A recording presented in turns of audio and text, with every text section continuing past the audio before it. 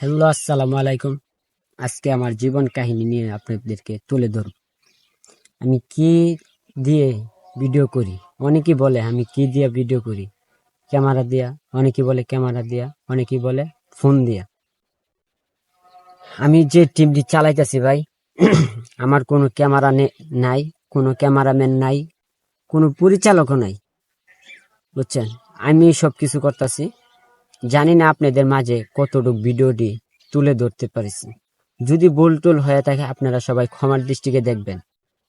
আমি যে ফোনটা দিয়ে ভিডিও করি, এই ফোনটা আমার না ভাই, এটা হচ্ছে কিস্তির ফোন, বুঝছেন।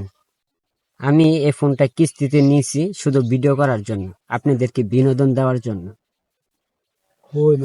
এখন আমার কিস্তি শেষ হয় নাই, আমার কিস্তি 9 মাসে, বুঝছেন। প্রত্যেক মাসে 3,000 টাকা করে আমার কিস্তি দেওয়া লাগে।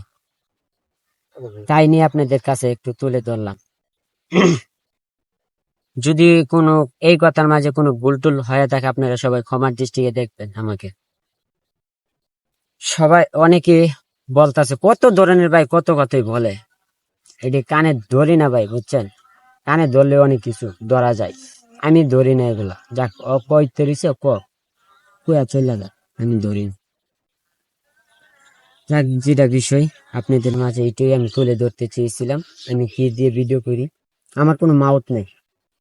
অনেকে মাউথ দিয়ে ভিডিও করে, আমিও চাই মাউথ কিনবো। তেমন সামর্থ্য আমার কাছে নাই ভাই, মাউথ কেনার সামর্থ্য আমার কাছে নেই, বুঝছেন। আমার ভালো একটা ফোন কেনার, এই ফোন কেনারও আমার সামর্থ্য ছিল না। আমি শুধু কিস্তিতে নিচ্ছি পরে, বুঝছেন। প্রত্যেক মাসে 3,000 টাকা দিয়ে আমি কিস্তি দিই।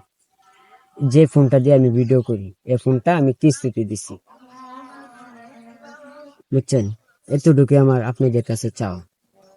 অনেকে জানতে চাইছে, তো তার জন্য আমি এই ভিডিওটা করা। সবাই ভালো থাকেন, সুস্থ থাকেন, আর বেশি বেশি আমার ভিডিওটি দেখবেন। আর সবাই, যদি এই কথা ভালো লাগে, সবাই অন্যজনকে শেয়ার করে দিবেন।